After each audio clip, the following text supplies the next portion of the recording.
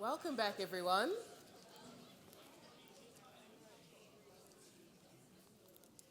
I hope you all had a chance to connect and get a bit of coffee. I certainly need some myself. Wonderful. Thank you so much for coming back. So now we're moving into our interactive dialogue for this morning's session. What does climate smart really mean? Regional perspectives across the Canadian agri-food system. So this conversation is designed to surface diverse perspectives from across the country and explore how climate-wise agriculture is being defined and applied in different contexts. So I'm pleased to introduce our moderator for today's session, David McInnes, the principal of DMCI Strategies. David is a strategic advisor, speaker, and facilitator focused on global food system transformation. He currently leads a national coalition developing Canada's first Agri-Food Sustainability Index, bringing together partners from industry, government, academia, NGOs, and finance. He also contributes to the Agricultural Research Institute of Ontario, the Canadian Agri-Food Sustainability Initiative, and is affiliated with McGill University's Institute for Global Food Security. David is also a strategic advisor and steering committee member for the Agriculture Genomics Action Centre, one of our organizers for this event. And he was previously president and CEO of the Canadian Agri-Food Policy Institute and has had leadership roles across different sectors from life sciences to banking to international development. So it is our big pleasure to introduce David, please.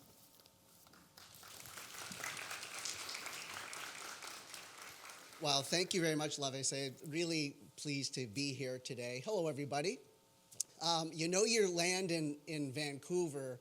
I'm from Halifax originally, live in Ottawa, but you know you're in Vancouver when every store you go into, a restaurant, they have an umbrella stand where you walk in and put your umbrella in, and you know no one's going to take it because these things are a commodity, they're everywhere. Tamara, where is Tamara? Is she around somewhere? There. I thought what you said about resilience and how you framed it was really fascinating. I wasn't sure where you're going to go with the chicken poop, the chicken play dates, the maggots, the worms, the seaweed, but you really did frame it up quite beautifully, and I think it was a nice setup for our interesting panel here today. What I'm going to do is just start by introducing, where are we? There we are, our esteemed panel, and we have, I'm just going to take it in order of the list here. We have Lisa Ashton with RBC Thought Leadership. Hi, Lisa. We have Janet Dean with the Territorial Agri-Food Association. Stuart Smyth, University of Saskatchewan. Stuart, you got a wave? There we go. Paul Thomassin, Quebec Sustainable Agriculture Research Network. And we have Jared Qwustenuxun, I hope I have that right, Williams, BC Indigenous Advisory Council on Agriculture and Food. Welcome, everybody. I'm so delighted we have a cool panel to talk about climate smart resiliency and the agriculture food system. So really invested the budget on a blank slide.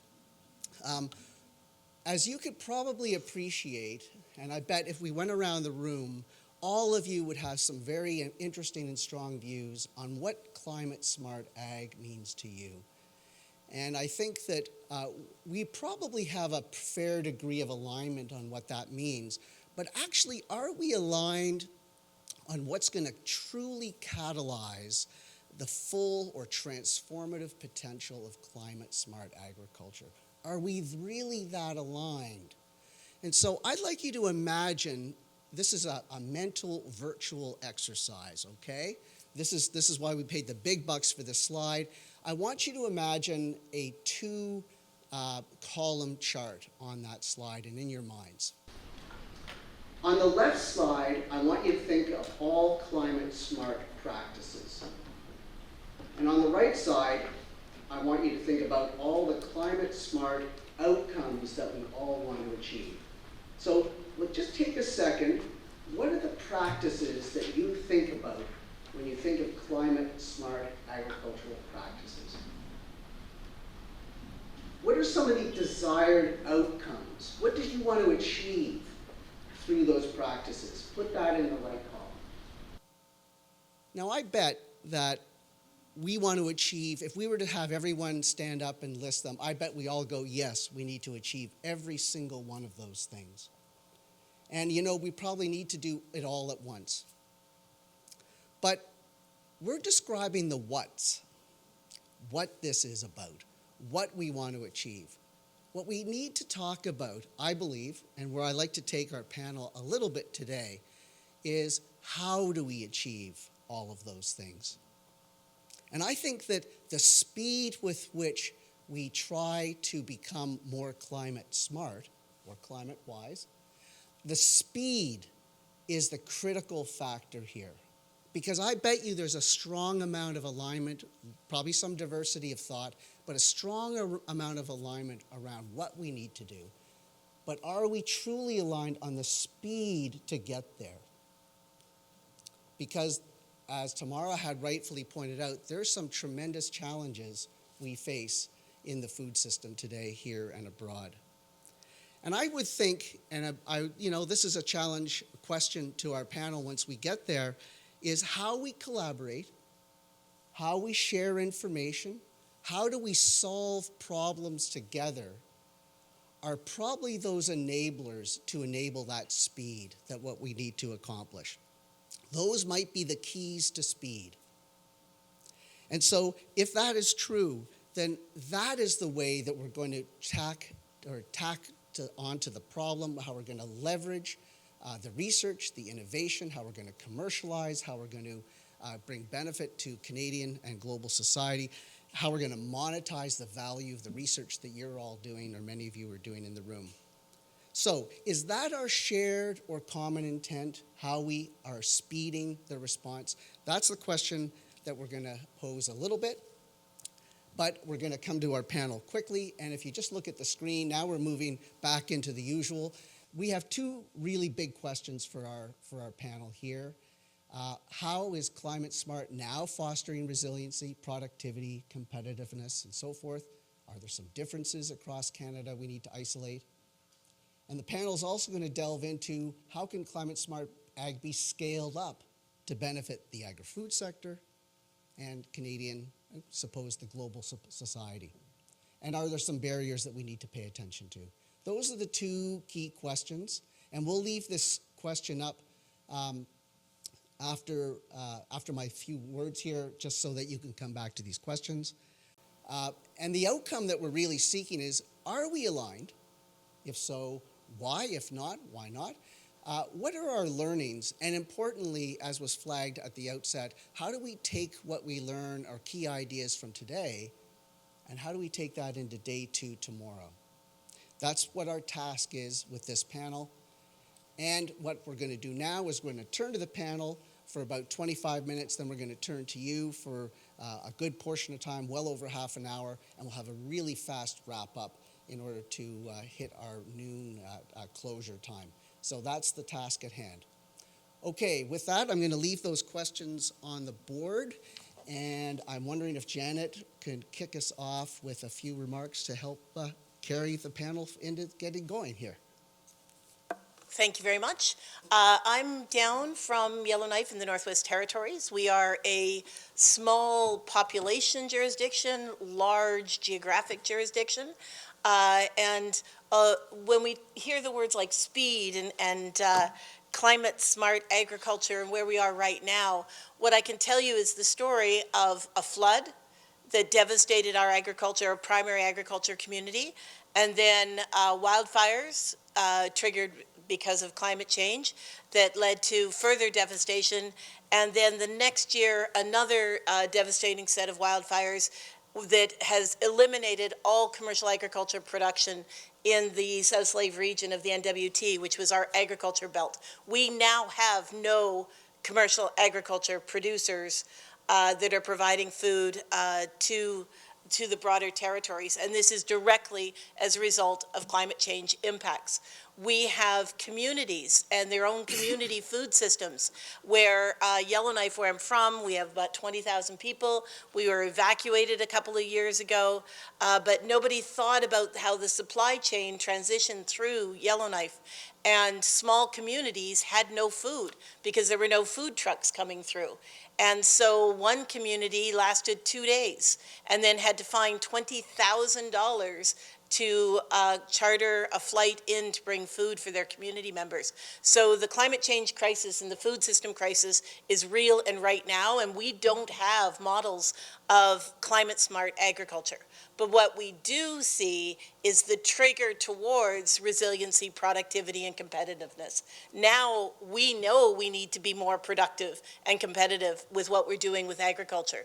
And our resiliency, we've seen our communities come together. So we have community engagement. We're saying now we're all in this together. Before, we were 33 communities that all wanted to do our own thing.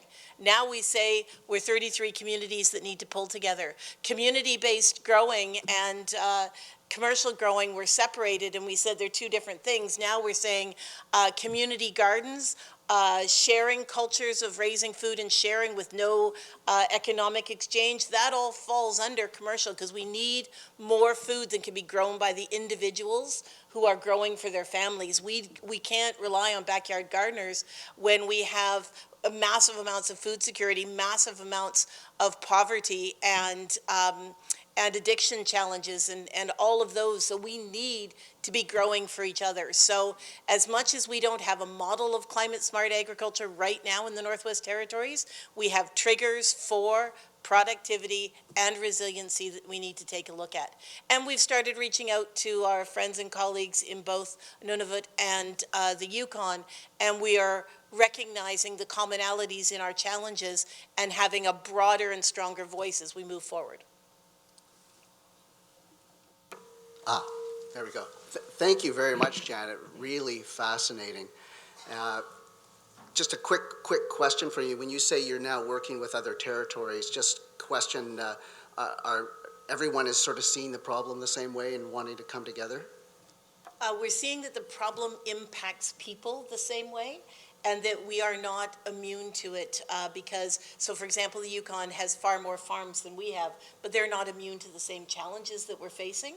And we see remote, rural, and Indigenous communities are isolated across the board and left out or at the end of supply chain discussions. We see a Nutrition North program that is supposed to help food be accessible and affordable that is broken across all of the territories. So those common issues are bringing us all to better conversations.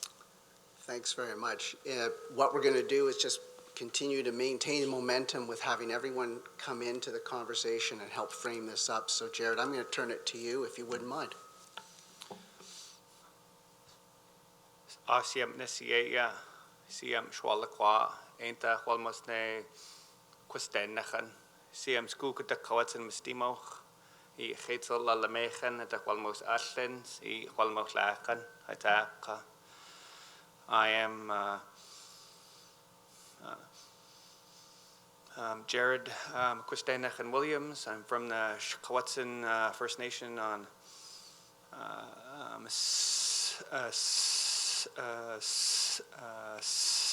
southern Vancouver Island.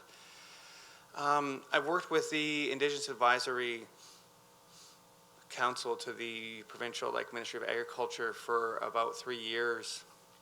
And in these years, I've been learning about the reality that we are slowly running out of water. Throughout our province, we are also struck with wildfires and floods, and also droughts. In my home community, we are right now negotiating whether or not agricultural lands can utilize the last of the water from one of our rivers, the Qwustenuxun, which has run for thousands of years, where we had weirs to be able to harvest our fish. Now we have not even enough water to be able to run all year. And so it's an interesting observation witnessing a food system that is new here, struggling on these lands, while the one that existed here for thousands of years is just literally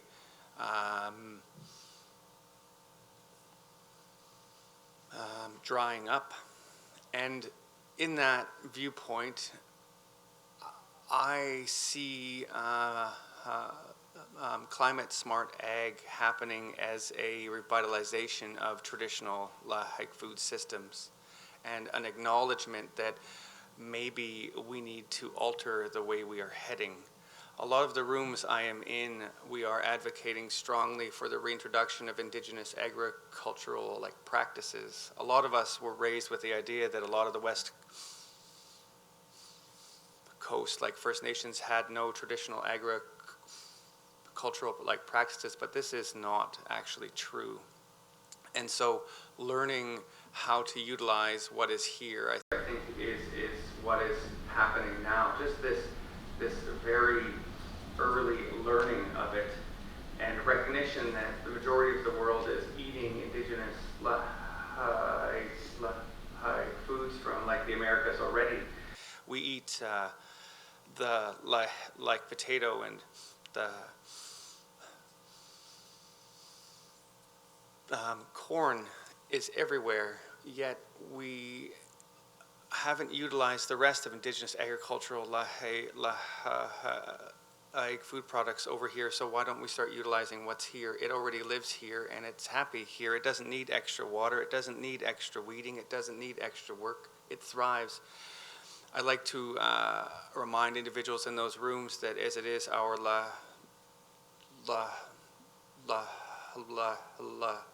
province can only feed 35% of its own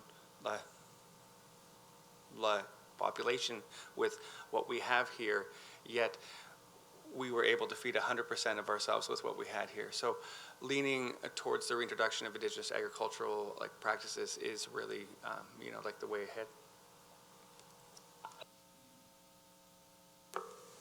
Thank you very much, Jared. It really struck me, if I pair up where Janet was going around models for climate smart ag, and you really identified Indigenous peoples, they already had a model, and then challenges of moving forward. So thanks for that.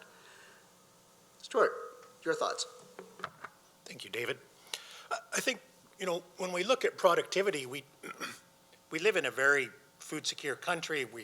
We typically have every grocery item that we want to buy outside of a COVID pandemic when toilet paper is not available. But for most of the time, our grocery stores have the items we want to purchase. And so I think at times that's a luxury, and we tend to forget how far we've come in how short a time period. So the Organization for Economic Cooperation and Development has a really good study that came out in 2022 documenting that between 1960 and 2020, we globally increased food production 390%, and we only used 10% more land.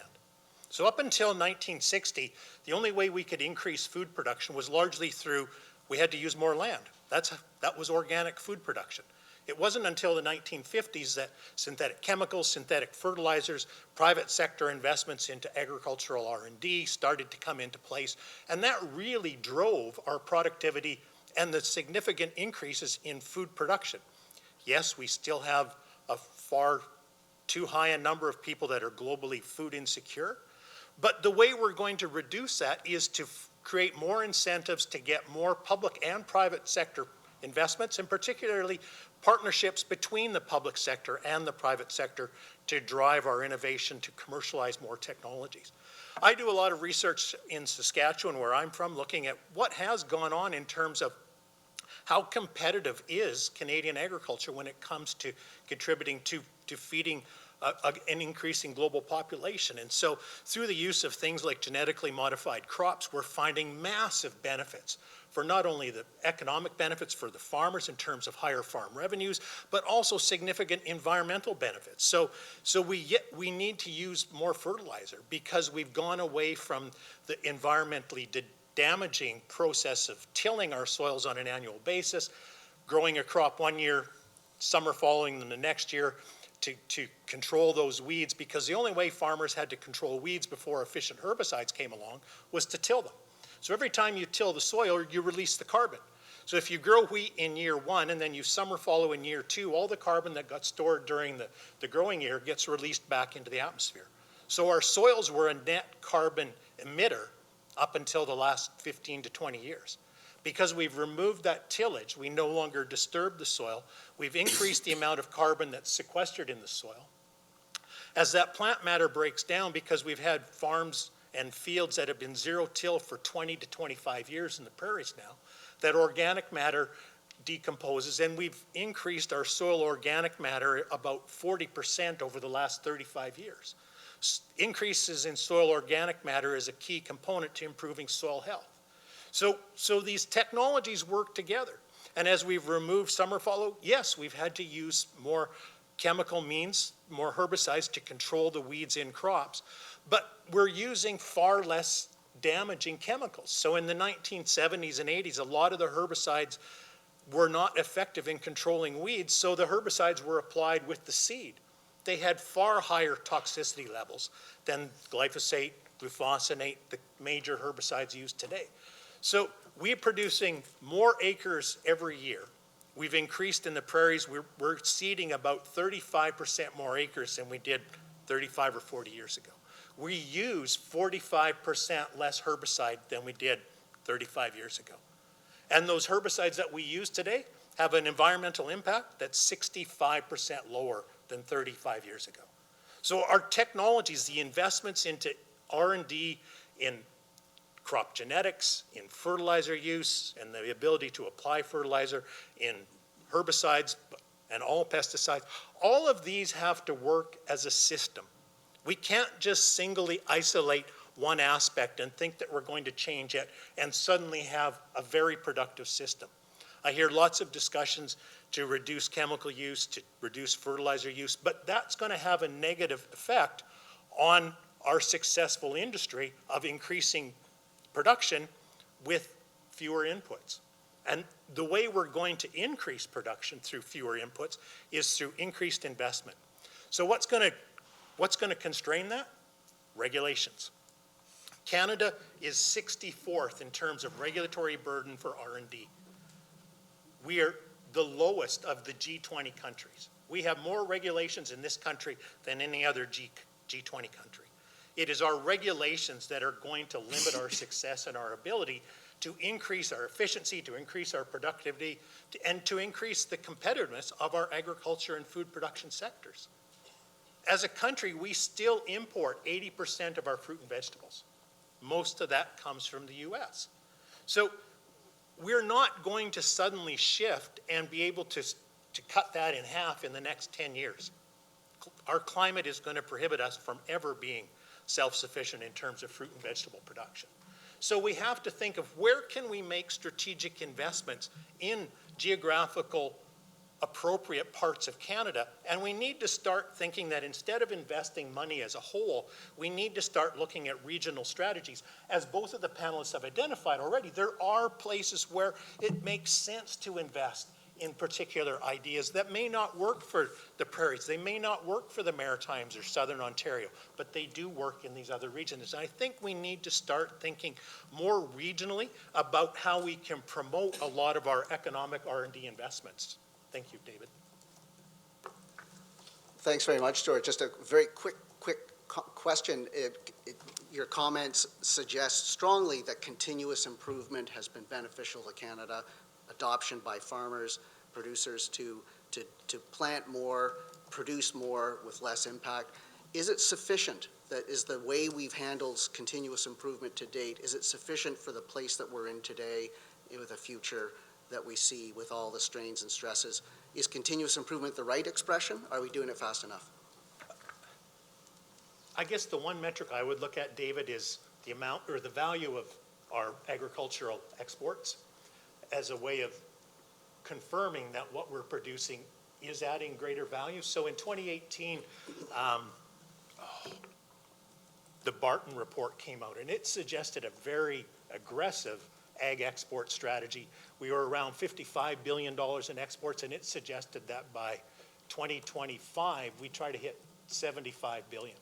Well, last year, we were at $97 or $98 billion, so we blew past what the Barton report had suggested just 6 years earlier. So I think that's one metric that, there have been inefficiencies in the system, but you know, the longer we use these systems, the more comfortable and the more knowledge that is shared between, you know, organizations, the more efficient we are, certainly in terms of providing an economic valuation, which has spillovers for job creation.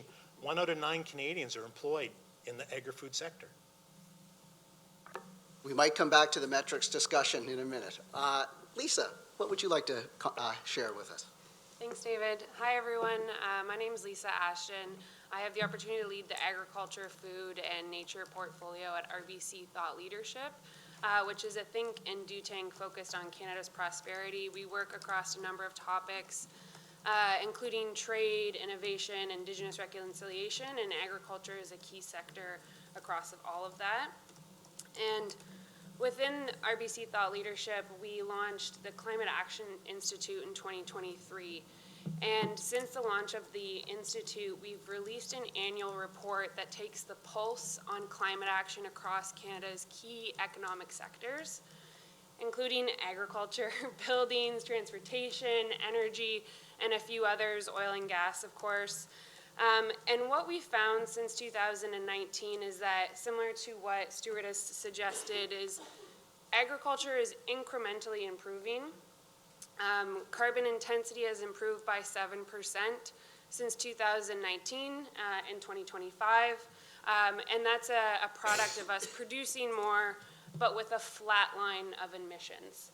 So when we get to the conversation around acceleration and improving climate smart agriculture, we are seeing farmers across Canada, and our research is really looking at a national scope and looking at annual data. So we do have certain limitations, but we are seeing farmers improve on fertilizer use efficiency, fuel use efficiency, feed use efficiency, and animal production as we're producing more, but with smaller herd sizes. So we are seeing that progress. But then when we look at that in the context of our national targets in terms of reducing emissions from fertilizer use, reducing emissions from the sector at large, we are certainly falling behind. And when we look at in the context of food sovereignty and building a food system, we do also see some challenges. Given to what Stuart said, his data was looking up until 2020.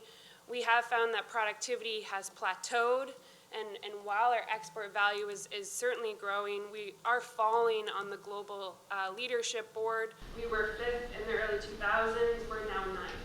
So yes, the value is expanding, but our international food diplomacy and our role in global food sovereignty is starting to fall. And climate smart agriculture and productivity certainly has a really important role to play in Canada's leadership role on that. And even when you start to look at agriculture and compare it to other sectors, yes, it's very challenging to scale climate smart agriculture across different regions with different production systems and across the over 200,000 farms that exist across Canada. So the innovation and adoption curve for our sector is going to be slower relative to buildings where it's largely concentrated, relative to electricity, again, concentrated. So you're able to accelerate adoption much faster. Getting into the second part of the question, how do I think we can scale and overcome barriers? I would bucket into 3 different components based on our data and what we're seeing. So the first, yes, certainly capital investment is needed. When we look at national and provincial and territorial spending towards climate smart funding, we are encroaching on a capital drought. Large-scale federal funding, including the OFCAF fund, which is $704 million, will end in 2028. So will the Clean Technology Agriculture Program. It will end in 2028.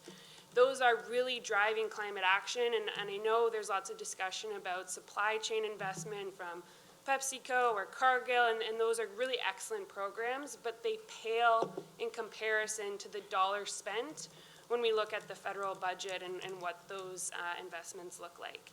And then when we also look at ag tech innovation capital and investment, we're seeing Canada start to fall behind there as well. We were once 3rd in 2015 in terms of investment in domestic agri-food technology. We're now 10th. So we're seeing those investments go elsewhere, where there's more mentorship programs, where there's more capital available, where there's more opportunities to innovate, and we need to be attracting that back to Canada. The second opportunity for scaling is markets.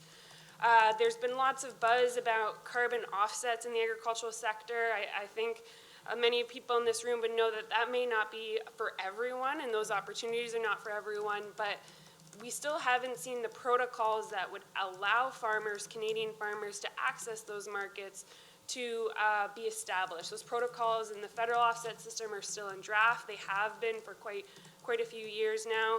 And Canadian farmers, given the scale of projects, they're struggling to access the voluntary market. So there's key limitations that we need to overcome in the market space.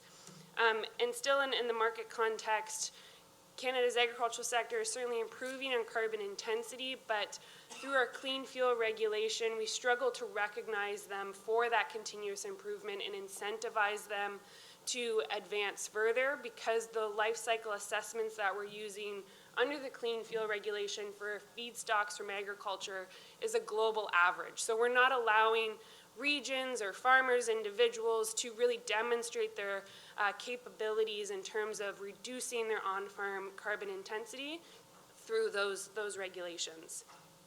And then lastly, certainly agree with the comments earlier around innovation.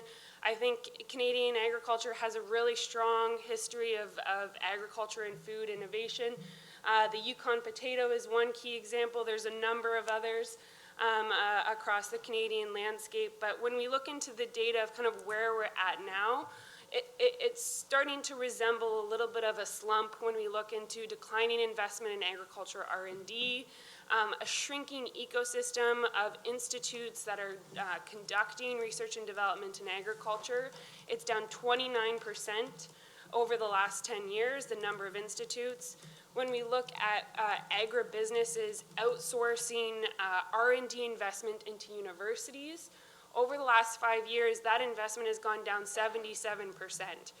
So we're seeing that challenge of less of a vibrant ecosystem and partnerships thriving to help build that agri-innovation. So I would really say our opportunities to scale is reversing our challenges around capital, markets, and innovation. Thank you very much, Lisa. Just a quick question for you, because we see this talked about all the time around productivity, Canadian agriculture productivity, and Canadian productivity falling. So very, very quickly, if you were to define for the group, what are the 2 or 3 little drivers? Quick statements as to what would drive productivity. Maybe those 3 points that you just outlined would do so. I just want to have clarity on the word. What do we really mean? What do you really mean by productivity faltering and enhancing? So at an economy-wide scale, a lot of times we look at productivity as labor versus outputs. For agriculture, we're looking at total factor productivity. So how much are your inputs creating outputs in relation to the broader sector? And so the key opportunities there in terms of the inputs is fertilizer, chemicals, and then also mechanization on farm. So that's really where ag tech, things like variable rate technology really come into play, and improving on-farm mechanization and reducing our inputs like fertilizers and chemicals. Thank you. Paul, you get the benefit of, you could change your remarks. You're the last on the panel. What would you like to add to this? Thanks very much.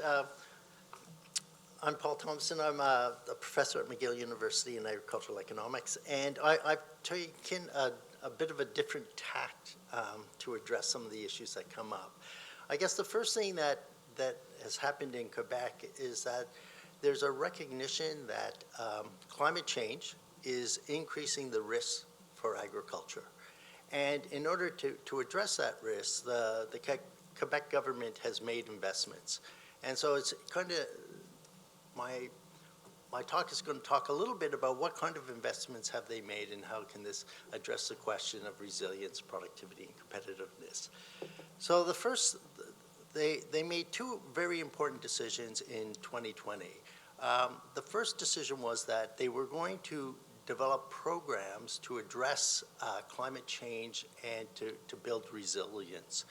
But unlike most of the programs that occur in the province, is that they had a much longer time frame for that investment. As opposed to having it for 3 years or 5 years, they actually stated right from the beginning that they wanted a 10-year investment program. And that allowed individuals, both academic research individuals and farmers, to actually have a bit of a longer-term perspective of how they should make their investments and what are the things that they should do. The province also, in terms of the first 5 years of investment, was $150 million. And within that investment, they allocated $70 million to farmers. In other words, this was to identify, or both from the farmer perspective, was to identify what practices within agriculture would build resilience. And so they actually supported individual farmers going out and adopting different practices to build up resilience and productivity within the province. The other thing is they allocated $30 million for the development of a research network, basically to develop research and develop new ideas. And currently I'm the scientific director of that research network. And the interesting thing about that is that it basically, when the province had originally developed this approach, is they expected each of the universities to actually develop an individual network and have a competition for that network. The universities took a different perspective of how a network should work, and we basically colluded together and basically presented to the government that we would have one network, and that everyone within agriculture, in terms of research, could actually join that network. And basically the government was kind of befuddled with this and basically developed a system where we have competitive grants, but it's dealt by a research council that is specialized in that area. The other thing they did is invested $25 million in knowledge transfer. They recognized that in order for farmers to start to adopt these new practices and to build the resilience, is that they needed a mechanism for the farmers to actually get that information. The other thing that they did, which was kind of interesting, at least from the Quebec government's perspective, they actually identified targets that they were looking at. So one of the things, a bunch of things that they were looking at were things such as improved soil quality. In Quebec, we have a problem with compaction within our soils, so we have to develop new agricultural practices to take that into account. Interesting enough, many of those new agricultural practices are actually old agricultural practices that people hadn't been adopting for a number of years. They were also looking at questions such as regional diversity. They recognized that it was not going to be a one-size-fits-all, that different regions had different problems, and that each of the different regions had to identify which were the technologies or practices that would be most appropriate for theirs. The other thing that they wanted to do was to develop this idea of biodiversity. They recognized that agriculture has a large impact on the landscape, and they recognize that biodiversity is an important element behind agricultural land use. And so one of the things that they try to emphasize is that we have to develop agricultural practices that actually improve biodiversity across the landscape. The other things that they started to look at also was this idea of different types of supply chains. They were looking at the potential of not only having traditional supply chains within the context of industry, but also this idea of short supply chains where farmers could produce and produce for their local communities and not to go through the traditional supply chains that come out. The other thing that was interesting is that within our research network, one of the things that was emphasized was there were two elements that were emphasized. One was this idea of co-creation. It was not simply researchers designing projects, but rather the idea is that either farm organizations, individual producers, would actually come and we organize systems where the producers were actually part of the initial development of research projects. So they would bring in their problems, they would bring in suggestions, and the researchers and other communities would come together and try to solve those problems. So research projects were actually developed somewhat from the bottom up, as opposed to researchers saying this is what we should do. The other thing that was very important was that all projects had to be interdisciplinary. So there was not this idea that you had a soil scientist going out and doing soils work, but rather a soil scientist had to work with at least a second discipline, if not more than that. So within our network, most disciplines operate, or most research projects operate with 3 pillar groups. And we have soils, we have a group on pesticides, we have data and technology, and we have socioeconomic impacts. So each project has to include at least 2, but most projects include 3 or 4. The final thing that I was going to say in terms of scaling up and these other things, from the time that we've been involved in this, there's 3 important elements or characteristics that will help us in terms of climate smart agriculture. One is information and knowledge. And that is not only new knowledge, but how do we incorporate some of the old knowledge to actually make our systems better? The second part is institutions. One of the areas that we found that is very important is the development of institutions. And that means things such as cooperatives, but also other different types of institutions that would allow for shorter supply chains, but also the integration of for information and knowledge into local communities. And the final one is technological change. As I mentioned before, compaction is a major problem in Quebec, and also farm labor is a major problem. And so what we're trying to do now is looking at different mechanisms to address both of those problems. That may mean using smaller tractors. It may mean using more smart tractors where the tractors operate without any labor on the tractors themselves. And also this idea of using more precision agriculture in terms of the allocation of fertilizers and pesticides. Thank you.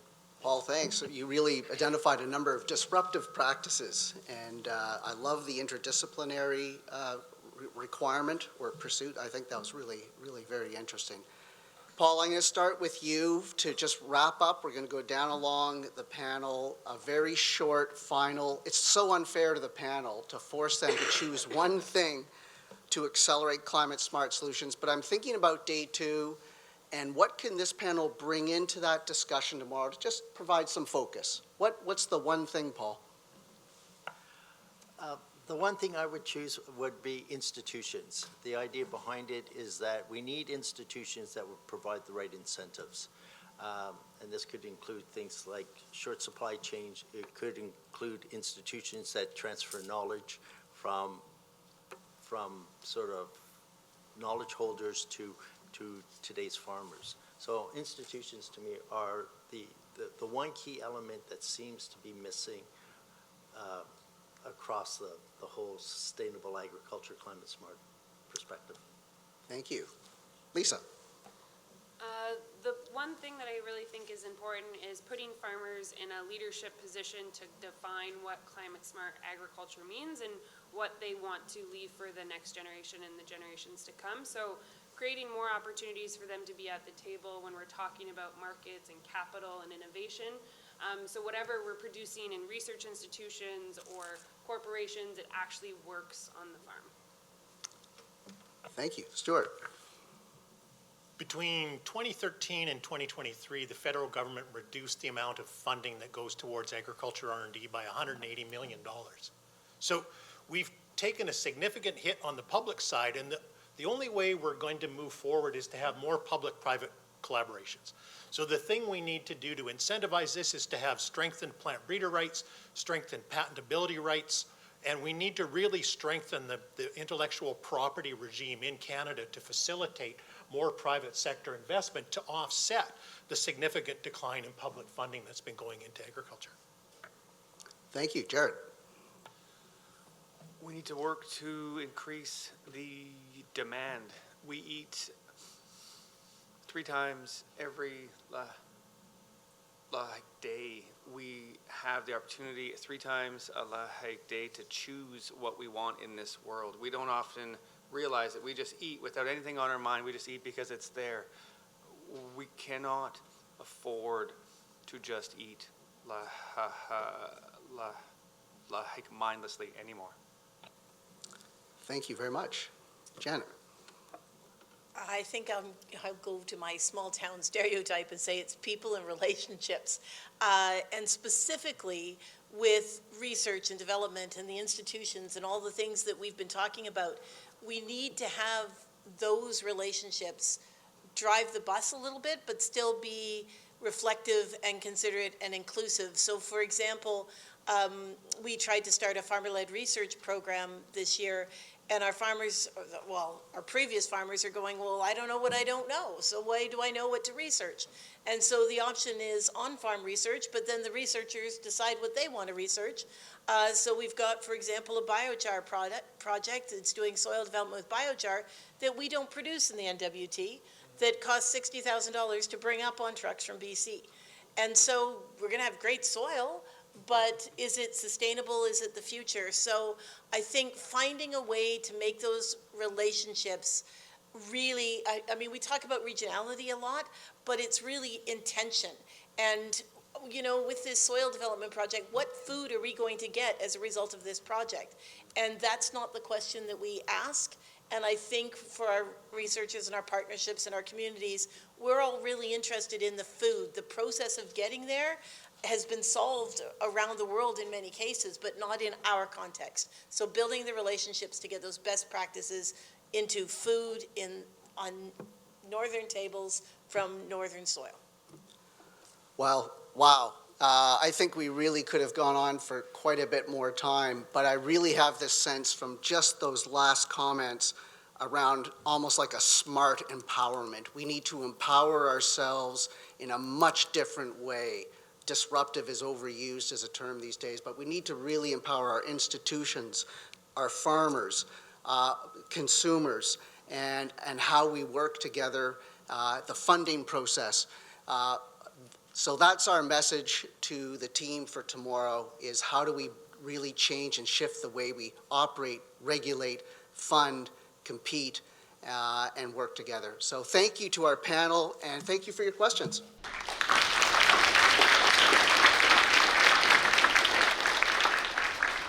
Yeah, thank you so much. That was really an interesting and enriching conversation. I love the idea of smart empowerment across all of the boards. We've probably driven up more questions and answers, but we'll get there. We're just in the morning session.